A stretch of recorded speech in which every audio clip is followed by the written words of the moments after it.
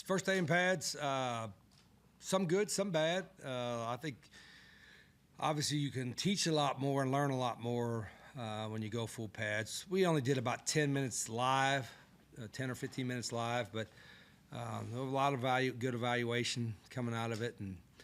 And as I told the team, I saw some pretty good moments. We looked like we were competitive and playing with an edge, and then I saw too many periods of softness, and we'll have to get that fixed. So, Rich, I mean, in your experience, how long does it take for you to get an evaluation on where you are? I mean, I know it's not a day. I doubt it's even a week, month, Usually 6 months? The whole spring. Uh-huh. I think that's and there's multiple things you wanted to get done with spring evaluation, but also the teaching of your system and schemes and technique, and then how we operate. So the first spring's always the hardest and always been the ugliest everywhere I've been. That's why the spring game is, we'll have a little fun, we'll do some stuff out there and engage with the fans, but we're not going to do a true scrimmage or game from that standpoint, because we just have so many other things we got to get done in spring. The rules have changed. You can't hit the way you used to. How much tackling do you do now? Not as much as before, but that's probably not a bad thing anyway. You know, a lot of times in pads you're doing thud, and our guys have to learn how to do a thud in a tag practice, especially if they want to go on the next level, go in the NFL. I mean, you got to learn, how to thud, and thud is, basically playing football, staying up high, but not taking guys to the ground. We don't cut tackle, we don't cut block. We're not doing any blow up or cheap shots or anything like that. And so I didn't see any of that today, so that was good. But we're still got to learn when we were doing thud, it's not half speed. I think when you don't go live, sometimes you don't go as full speed as you need to. So the key is to teach our guys to go full speed, but yet not always tackling. And that's going to be probably take 3 or 4 practices. And then when you scrimmage, do you thud scrimmage or do you tackle? No, when we scrimmage, it's live. Okay. But we still don't cut tackle or cut block each other. So we'll have some moments of scrimmaging, not as much maybe as would you do previously, but we've got to do it for teaching purposes, but also for evaluation. So running back situation, you said Jaheim's limited this spring, but you brought in a couple of transfers. What did you see with them on film? What have you seen in the little bit you've seen of them? Jaheim, we know he's a proven guy, and I think he's going to have a great year. He's got a great skill set, and for what we do too. So excited about him. And then Hubbard is going to be a good player. We got a big guy in Ty Edwards. There's some young guys. LJ is a young guy, but I'm not sure we're. I like to have 3 guys that I know are ready to roll. I think there's some talent there. We could have it in there, but we also may need to bring another guy in as well. So in balancing the thud versus what you can do, what you can't do, what specifically are you looking for in evaluation?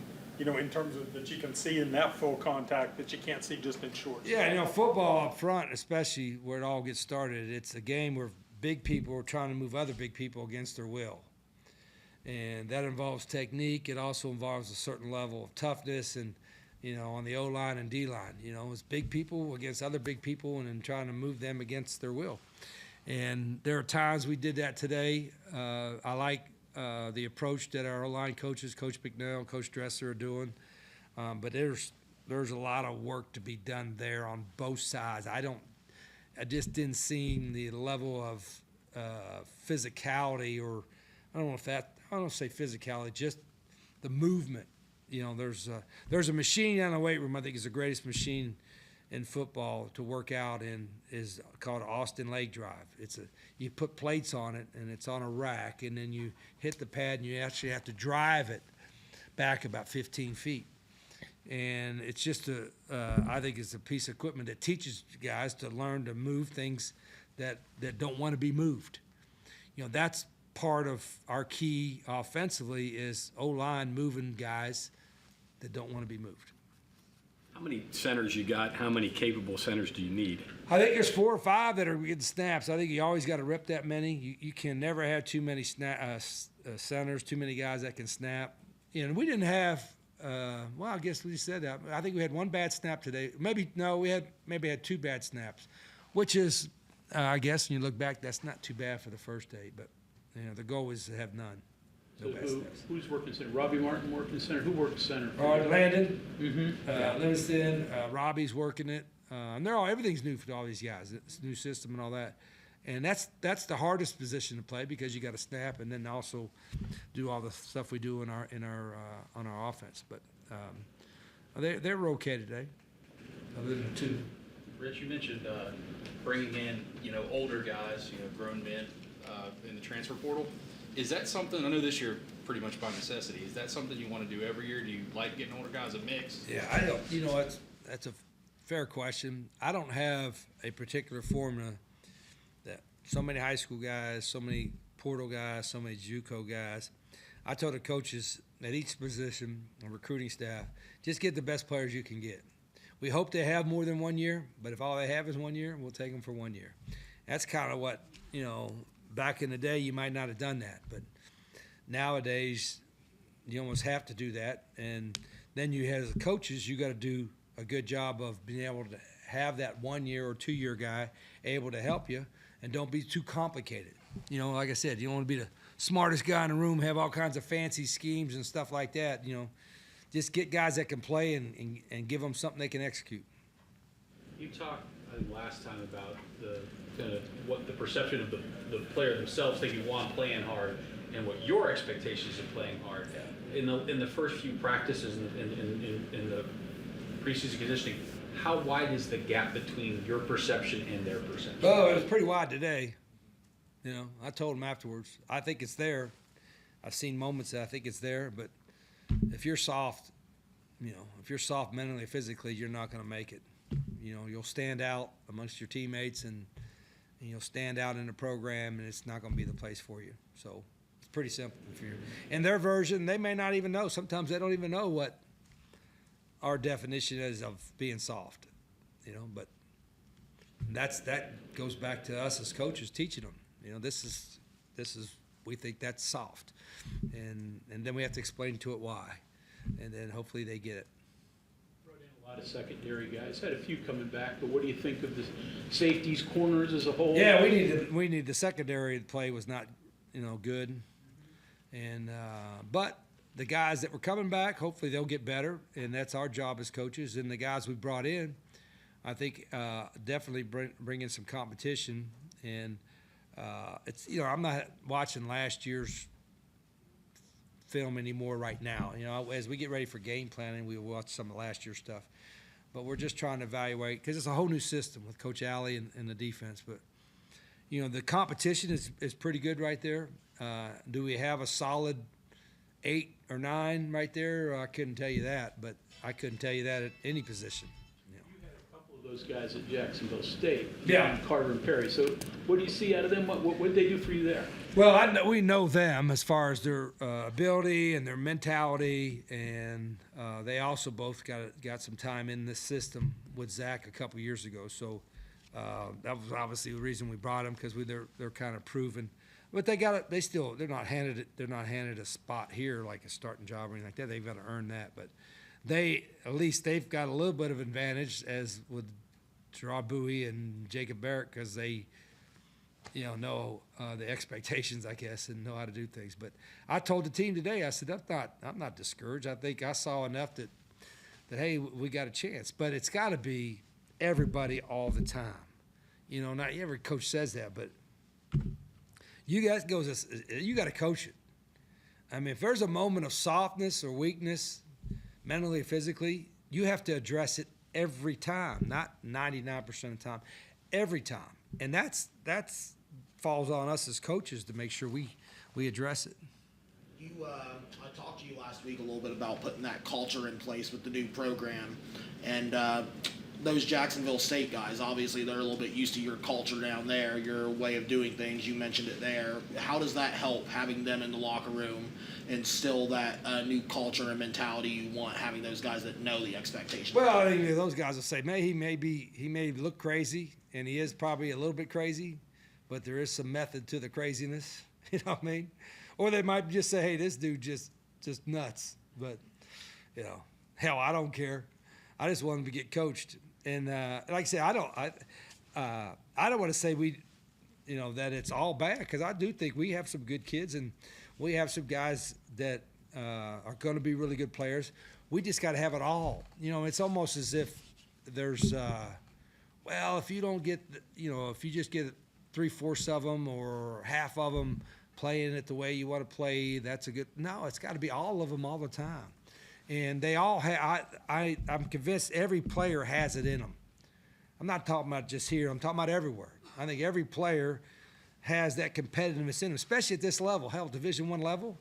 So it's our job. If I'm not doing our players any service if we don't coach and get the very best out of them. I've failed them if that happens.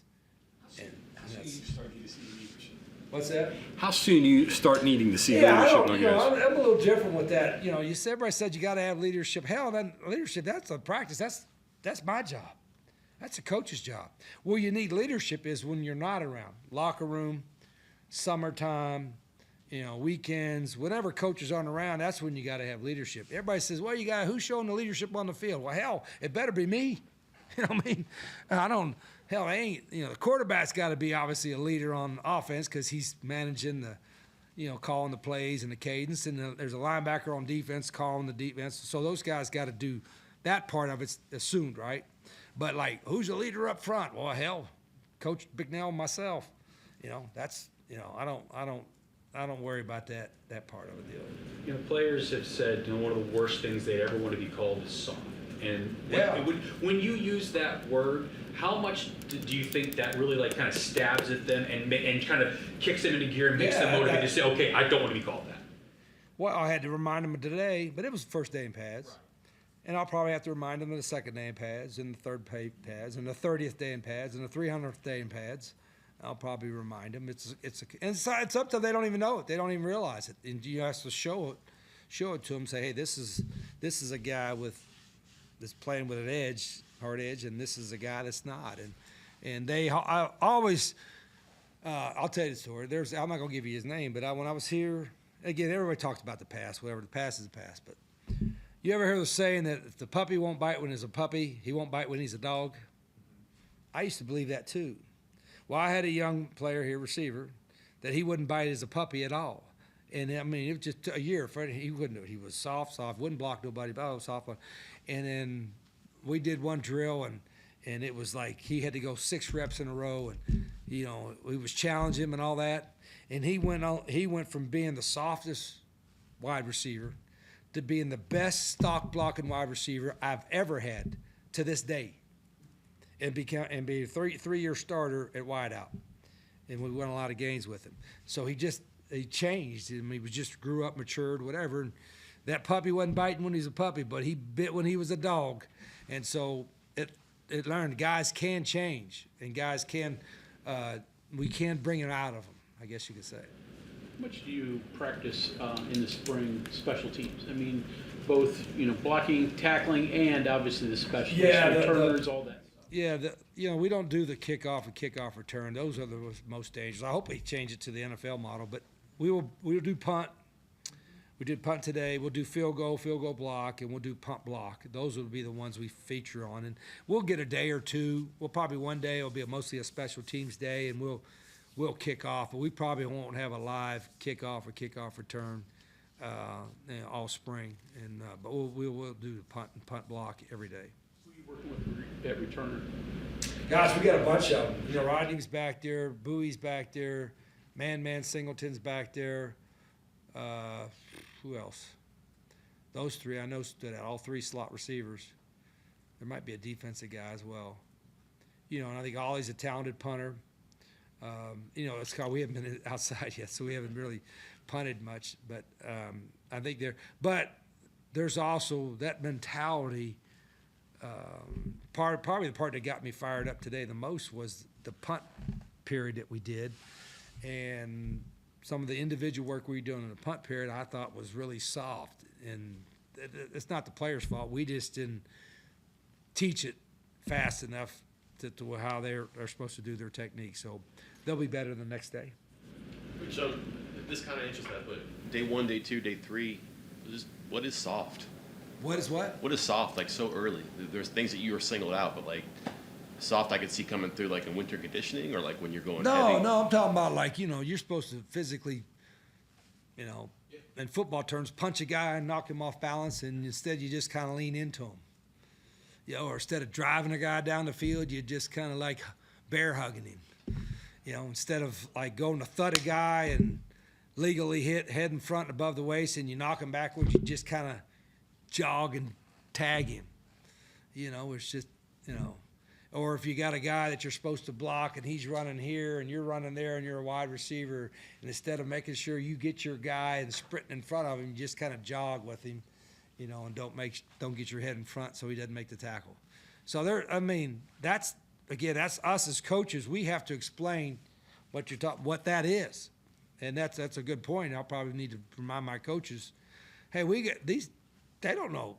They may not know what our version of being soft is. Hell, we got to teach them. So I wasn't really happy with all the things I had to yell at today, but I didn't see anything that couldn't be corrected. You know what I mean? And starts us with the coaches. Ideally, it happens once, maybe that's inevitable, but, like, 3 practices from now. Oh yeah. If I'm still complaining about the same things in practice 10, then it's a really cause for concern.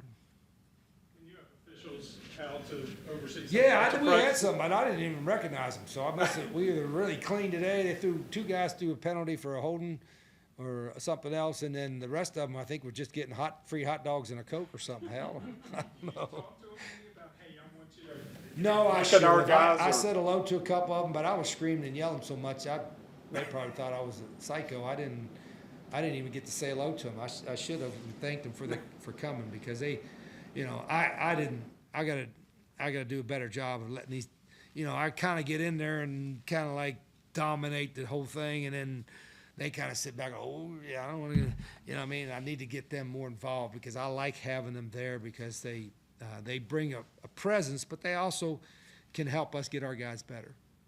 Rich, you mentioned you would like the kickoff to move to the NFL model. Is Yeah, that, we- is that we've- like yeah. a health and standpoint or health and wellness type thing? Or you like the style of it better?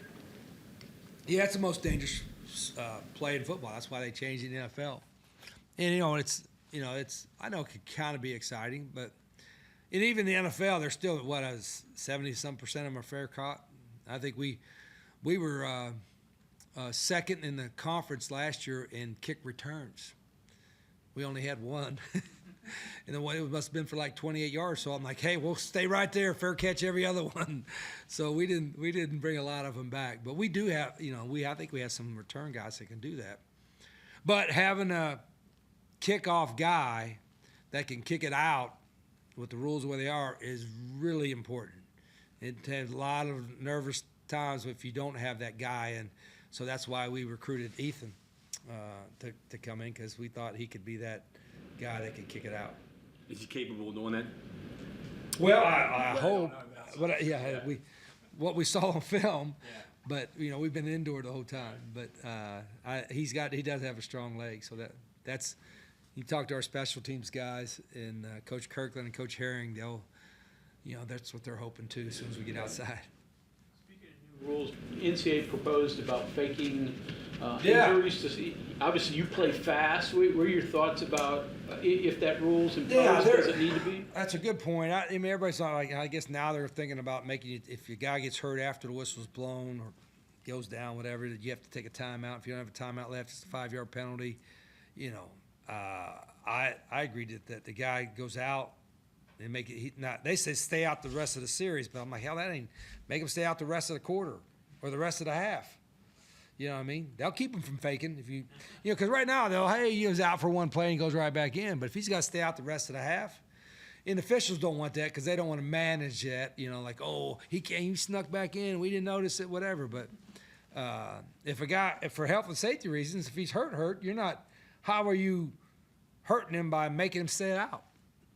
For his health, maybe you keep him out. So, I think if it's after the whistle, the ready for play whistle, what have you, then and he goes down, make him stay out the rest of the quarter, and give him a 5-yard penalty or take a timeout. Put all the penalties on him. Come on, no, Defense, right? Yeah. I mean, we've seen it against us, and everybody's already seen it. I mean, you can watch it on film, and the guy standing there, and somebody on the sidelines is making a signal, and he just drops. Okay, what's going on here? No. Anything else? You've been very kind of open and honest in the last few sessions. You're like, yeah, I'm yelling, and I should be better at this. And how long did it take to kind of come to that realization of this is who I am, these are some of the things I might need to be better at, and kind of work through that? Because I mean, like even you said like, oh, you're not going to put me on the earphone on the quarterback. I'll just be yelling the whole time. I'll give that to rep. How do you, and a lot of coaches don't do that. They just say, okay, I'm going to do what I do and whatever. But you seem to be someone who's like, okay, I'm going to make this better. Well, I mean, we all have faults, right? We all have things that we should be better. Like I said, sounds like coach speak, but hell, I'm gonna be better next week than I am this week. And I'm not maybe just how I coach, but some of the things we do. I think it's. I would like to think some of the keys to the success that we've had, whether it was at Jack State or anywhere else, was because we learned, we grew, and we got better. And if I'm expecting my players to do that, I'm expecting my coaches to do that, I'm expecting myself to do that. So, but I'm not going to be perfect. The good thing is I'm in a good place. Like here's what, and then we'll end with this, I guess, right? You ever hear an athlete or coach say, well, I don't have to prove myself, I already proven myself and all that kind of stuff. I'm like, just the opposite. If they're keeping score, you got something to prove. As a coach, as a player, whatever, if they're keeping score, we always have something to prove. And I think when you get to the point where you don't feel you have nothing else to prove, then you're probably never going to get better. I feel like I got something to prove. Not, what that is, it might be different other people's mind to mine, but I always, every time we play, I feel like I got something to prove. And I want my teams and my staff to feel the exact same way. Okay, we got time for one more Oh. question. All right. So recruiting territory, we knew what you did before. You had some Alabama, Louisiana, Mississippi, but anything change in terms of your philosophy, recruiting territory? Is it important anymore in today's world? If you circle the 2.5-hour drive area or 3-hour drive area from here, those are always going to be I don't want to say the easier ones, but the ones you don't want to miss on too much. There might be a kid that's like in our, that area that goes to Ohio State. Well, we tried, but he went to Ohio State. But I told the coaches, and it's different because you have a different person coaching and a different person recruiting, but I want them to recruit areas that they know. I don't want to, this day and age, just you don't have time to, find a guy that's a sophomore, or you won't see us offering freshmen or in high school or sophomores in high school, but I tell them areas that they know and there's players at, then they got ties, just keep comfortable with that. 3-hour area within us, comfortable with that. Will we go down to Florida? We'll go down to Florida. We go down south? We'll go down south because we got a lot of ties there now. But there's a lot of good players in local Ohio, in western Pennsylvania, in the DMV, the Maryland, D.C. area, down south a little bit. But it's the formula, I think, has changed because half the time is looking at portals and transfers, and half the time is looking at high school guys. We don't want to neglect any of them. I don't want to lose out on a player from any of the categories. So, but I got a big enough staff now. Hell, we got a whole recruiting staff. So, and we do recruiting. You got to recruit every day. And whether it's evaluating guys or communicating with guys, you got to recruit every day.